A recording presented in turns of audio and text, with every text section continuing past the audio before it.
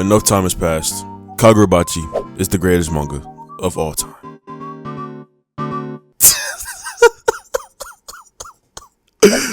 No.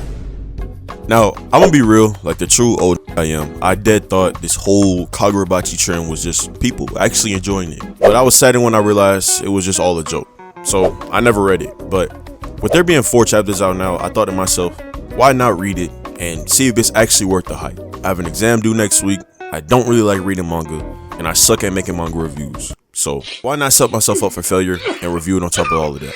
Before this video gets started, bro, I just want to say thank you for 3,000 subscribers. I just literally made a video saying thank you for 2,000, but we hit 3,000. Also, my birthday is today. The video is going up, so leave a comment, bro. Tell me happy birthday or some shit, bro. Made me feel good, dog. Made me feel good.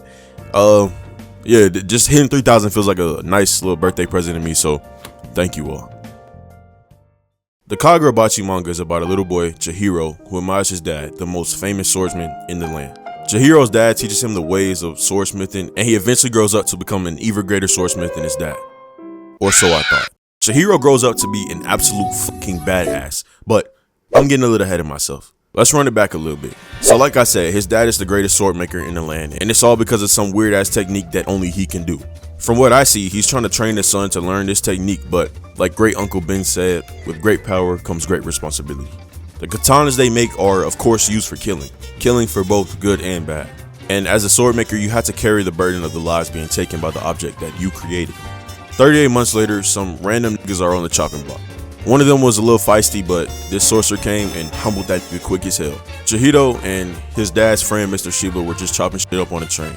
Our little boy Chihiro is not so little anymore. The nigga don't look happy, bro. And then he got that fat ass scar on his face. Shiba asked him why he didn't just get it removed, but every day I look in the mirror and see this scar, it reminds me of that day.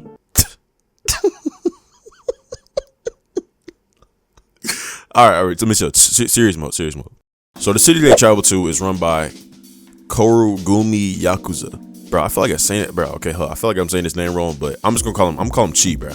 Chi's goal is to find and talk to them and hope they're reasonable enough to make a deal. Something's telling me they're not so reasonable. Next, they pull up on a group of guys chopping shit up outside of a building, and a fucking sword comes out of nowhere and slices a nigga in the neck. Chihiro jumps on the table, slamming the nigga's face down, and hits a fucking matrix ass twirl, slicing everyone else up. Even after being humbled, the guy from earlier was still standing on his shit, but as soon as they brought up his older sister, he folded. The henchman opens the door to leave, but yeah. Chi came straight for business, bro.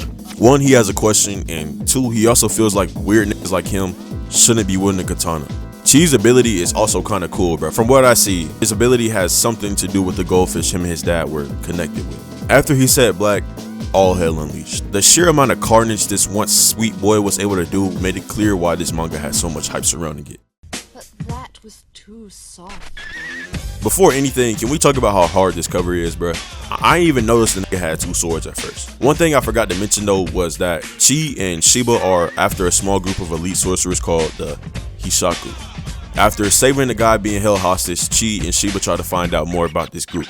When the man begins to talk, his body implodes and these weird branches rush out of his body.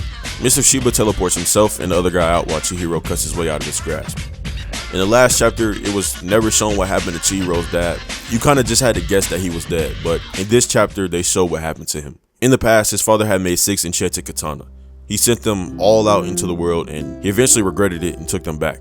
3 sorcerers, one being the guy from the last chapter, go into his house and steal these katana. And this is where we learn Chihiro's resolve. His father didn't want the katanas to end up in the hands of evil, and now that they have them, it's his job to cut them all down to retrieve his father's work. They took all 6 katana, yet Chihiro still holds onto one.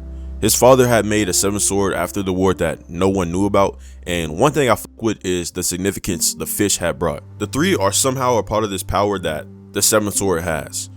I don't know how, but it has to be a way to still connect Chihiro to his dad with something they both care about.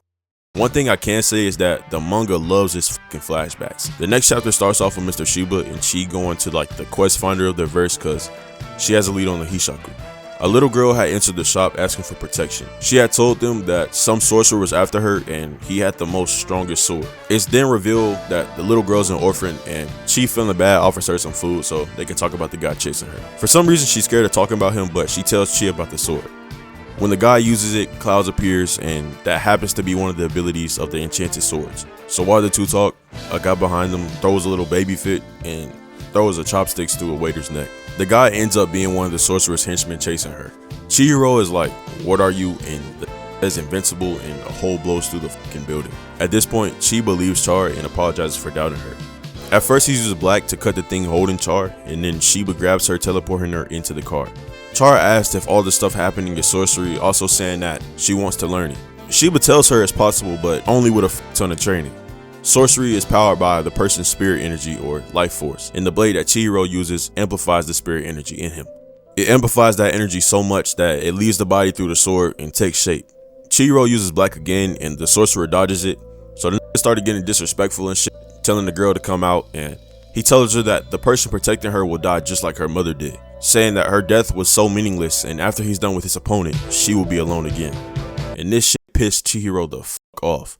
Up until now he's been using black, but this time he uses red to dodge the bombs, and another black slash after that. The sorcerer dodges it and comes back with a counter of his own, this time capturing Chihiro. This next part, bro, it had to be the coldest shit I've done seen so far. She uses red invincible, a copy of the sorcerer's ability, and blasting it off into fucking oblivion. The red ability absorbs and steals. When the sorcerer used his invincible ability, Chihiro used red to absorb it, seizing the ability to use it again later. Up until now, Chihiro had been hell-bent on sending Char to an orphanage, but after hearing a little bit of her backstory, he vows to protect her. Now the part you all been waiting for. Is Kagurabachi worth all of its hype? I'm gonna be honest, bro, Kagurabachi is a solid 8 out of 10. It's good as f, but it's nothing absolutely crazy. What sticks out most to me is its art.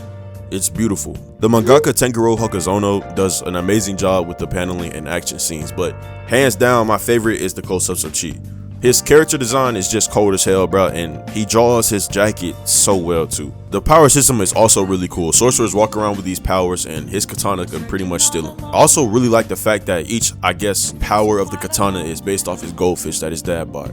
To me, it roots in even deeper the heaviness of his father's death and how that and the scar feed into his resolve wanting to avenge his father even more.